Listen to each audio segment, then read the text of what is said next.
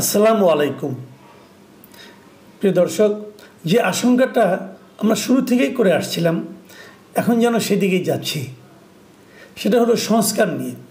সংস্কারের কিছু প্রস্তাবনা সরকারের গঠিত বিভিন্ন সংস্কার কমিশন দিয়েছে এবং সেই প্রস্তাবনাগুলো আমাদের রাজনৈতিক দলগুলো কতটুকু মানবে শেষ পর্যন্ত সেটা নিয়ে একটা আশঙ্কা শুরু থেকে আমার মধ্যে ছিল এবং এটা আমি আপনাদেরকে বলেওছি। কেন ছিল তাও বলেছি, কারণ প্রত্যেকটা দলেরই একটা নিজ নিজ রাজনীতি আছে এবং যখন এই সংস্কার কমিশনগুলো বসে, তারা যখন প্রস্তাবনাগুলি তৈরি করে, সেখানে কোনো কমিশনেই রাজনৈতিক দলগুলোর কোনো প্রতিনিধি ছিল না, বরং কিছু আনারি ছাত্ররা ছিল। কিন্তু যে ছাত্ররা অনেকে হয়তো এখনও মাস্টার্সই কমপ্লিট করেনি, অনেক কিছুই বোঝে না, তারাও যে কিন্তু সেই কমিশনের সদস্য হয়েছিল। মানে কমিশনগুলো যে গঠন করা হয়েছিল, সেই গঠনেই হাজার রকম নানা রকম মানে জোড়াতালি, গরমিল এবং মূর্খতা ছিল বলে আমি মনে করি, যার ফল হবার যা হবার তাই হয়েছে এখন। এবং সামনের দিনগুলিতে আপনি এটা আরও দেখবেন এইভাবে যে কোনোভাবেই আমার যেন মনে হয় এই জাল গুটিয়ে আনা যাবে না। প্রথম দিন গত বৃহস্পতিবার বিএনপির সঙ্গে জাতীয় ঐক্যমত্য কমিশন বসেছিল এবং সেখানে লম্বা মিটিং হয়েছে। সকালে শুরু হয়েছে, দুপুরে কিছুক্ষণ বিরতি ছিল, একদম বিকেল পর্যন্ত এই মিটিং চলেছে। কিন্তু ফল কি হয়েছে? ফল কিন্তু তেমন কিছু হয়নি। যে খুব অনেকগুলি বিষয় যে তারা একমত হতে পেরেছে সেরকম কিন্তু মনে হয়নি, বরঞ্চ কিছু কিছু প্রশ্নে কিন্তু বিরোধ রয়েই গেছে। যেমন আমাদের সংবিধানের যে মূলনীতিগুলি আছে সেগুলির ব্যাপারে এই জাতীয় ঐক্যমত্য কমিশন মানে সংবিধান সংস্কার যে কমিশন আছে, তারা কিন্তু 5টা মূলনীতির কথা বলেছে। সেই 5টা মূলনীতি কী কী ছিল?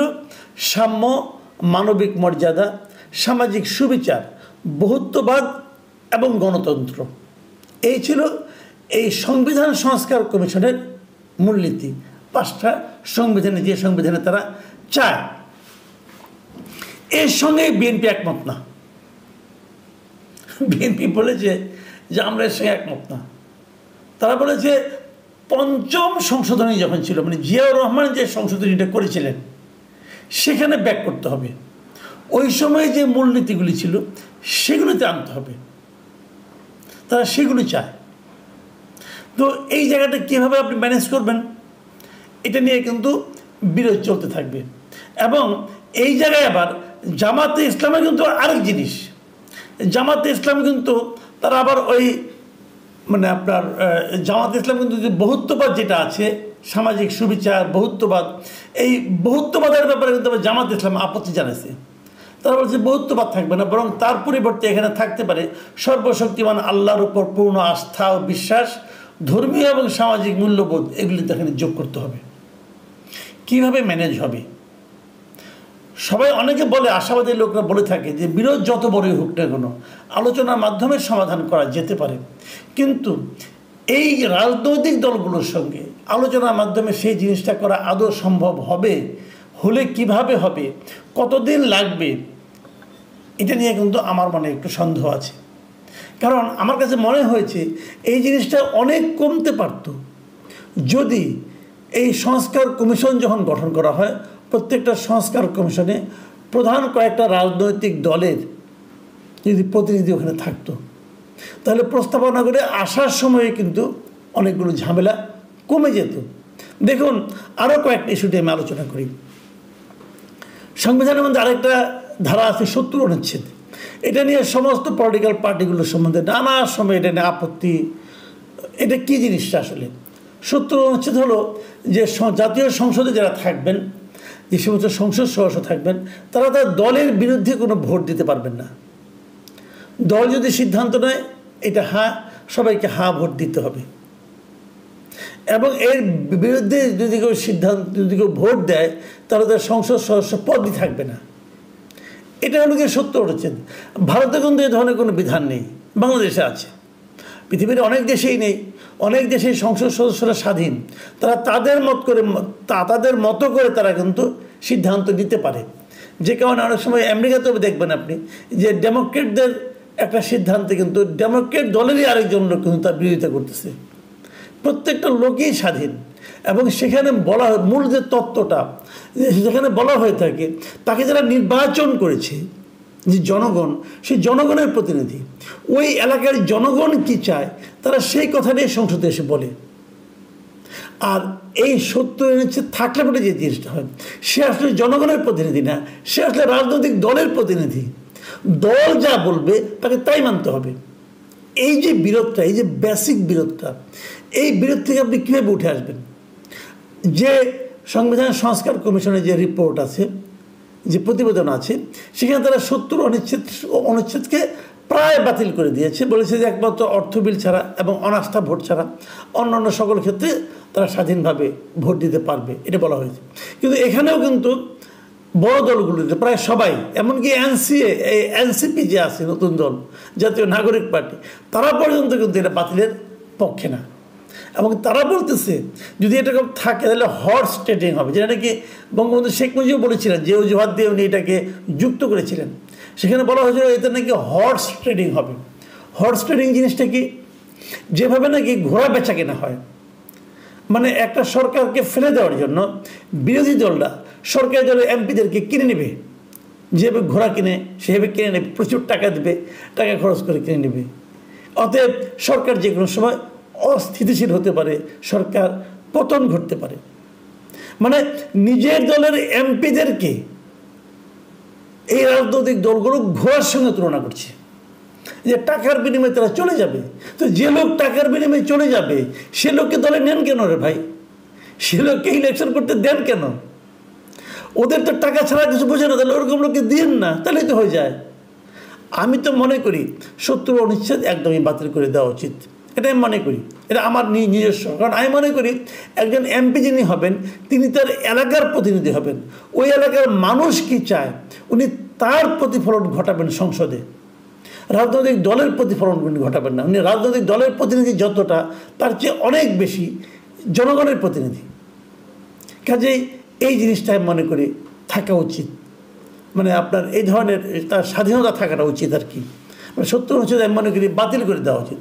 কিন্তু এটা বাতিল করা যাবে কি না মনে হয় না, কারণ সবাই দেখছি এটা বিরোধিতা করছেন। আবার কালকে আলোচনায় কিছু কিছু বিষয় দেখা গেছে যেখানে নাকি কিছুটা একমত হয়েছে আংশিক, আবার কিছুটা আংশিক একমত হয়নি। যেমন এবার একটা প্রস্তাব দেওয়া হয়েছিল যে জাতীয় সংসদ হবে দ্বিকক্ষ বিশিষ্ট, একটা উচ্চকক্ষ একটা নিম্নকক্ষ। তো উচ্চকক্ষে নির্বাচনটা তারা বলতে চাচ্ছিল এটা হবে ভোটারদের সংখ্যানুপাতিক হিসাবে, মানে যে দল যত শতাংশ ভোট পাবে পুরো দেশে তারা সেই অনুপাতে এখানে সদস্য পাবে। ধরা যাক একটা এক্সাম্পল দিয়ে বলি, ধরা যাক একটা দল সে সমস্ত দেশে 10% ভোট পেল, কিন্তু তারা একজনও এমপি হতে পারলো না। হতে পারে কিন্তু এটা, তারা সারা দেশে 10% করে ভোট পেয়ে গেল, কিন্তু ভোট পেতে এমপি হতে গেলে লাগে হচ্ছে 40%, তারা পাস করতে পারেনি। কিন্তু দেশের 10% মানুষ তো তাদেরকে সমর্থন করছে, তো তার প্রতিফলনটা ঘটবে সেই উচ্চ পরিষদে। সেখানে যে তারা টোটাল এমপির 10% প্রতিনিধি পাবে, মানে 30 জন তারা পাবে, 30 জনের মধ্যে 30 জন পাবে। এই যে পদ্ধতি এটা ভালো। বিএনপি যেটা যতদূর শুনেছি আমি গতকালকে যে বৈঠকে যেটা হয়েছিল, সেই বৈঠকে তারা কিন্তু এই দ্বিকক্ষের প্রতি তাদের কোনো আপত্তি নাই, কিন্তু দ্বিকক্ষের মধ্যে উচ্চকক্ষের নির্বাচনের যে পদ্ধতির কথা বলা হয়েছে তারা তার সঙ্গে একমত না। তারা সম্ভবত এটা বলবে এখন যেভাবে সংরক্ষিত আসন হয় যে ওনারা নিয়োগ দেবে, মানে এখানেও কিন্তু এক ধরনের গণতন্ত্রহীনতা আমার কাছে মনে হচ্ছে। বিএনপির এই প্রস্তাবনাগুলো আসলে বিএনপি নতুন কিছু চাচ্ছে কিনা এটা আমি বুঝতে পারছি না। বিএনপি চাওয়া অনেকটা আগের ধারাতে আছে, তারা সব কিছুই তাদের দলের নিয়ন্ত্রণে রাখতে চায়। মানে তারা যদি ধরে নেয়, ধরা যাক হাইপোথেটিক্যালি তারাই নির্বাচিত হলো, তারাই ক্ষমতায় গেল, তখন তারা এই বিষয়গুলো নিজেদের নিয়ন্ত্রণে রাখতে চাচ্ছে। মানে উচ্চকক্ষে তাদের প্রতিনিধি তারাই নির্বাচন করে দেবে, এইটা নির্বাচনের যে পদ্ধতি প্রস্তাবনা আছে এটার সঙ্গে তারা একমত না। তো এই জায়গাটা তো আমি বিএনপির আচরণটাকে আমার কাছে তুলনামূলকভাবে অগণতান্ত্রিক কিন্তু মনে হয়েছে। আমি জানি না অন্য দলগুলির কী হবে। তো এইগুলি হলো কয়েকটা বেসিক পয়েন্ট। আমি যে কথাটা বলতে চাচ্ছিলাম সেটা হলো এই যে বেসিক পয়েন্টগুলোর বিরোধ দূর করা কিন্তু আসলেই অনেক কঠিন। আর আলী রিয়াজ সাহেব হলো এটার মোটামুটি প্রধান, যদিও ডক্টর ইউনূসেরই নেতৃত্বে হচ্ছে আলী রিয়াজ সাহেব সহসভাপতি, কিন্তু গতকালকের মিটিংয়ে কিন্তু আমরা দেখেছি যে ডক্টর ইউনূস নয়, আলী রিয়াজ সাহেবই কিন্তু এই জাতীয় ঐক্যমত্য কমিশনের এখান থেকে নেতৃত্ব দিয়েছেন। তো আলী রিয়াজ সাহেবের ক্যারিশমা, উনি এতটা ক্যারিশমেটিক বোধহয় নয়, আমি যতটুকু বুঝি, যে উনি যে ওনার ক্যারিশমা দিয়ে, ওনার ব্যক্তিত্ব দিয়ে এই পলিটিক্যাল লিডারদের উপর প্রভাব বিস্তার করতে পারবেন এবং ওনাদেরকে বোঝাতে সক্ষম হবেন যে কী করা উচিত কী করা উচিত না। আমার মনে হয় সেটাও বোধহয় উনি ওই মাপের পার্সোনালিটি বলে আমার কাছে মনে হয় না। কাজে সেক্ষেত্রে আলটিমেটলি এই জাতীয় ঐক্যমত্যের ভবিষ্যৎ কোথায় গিয়ে দাঁড়াবে আমি বলতে পারি না।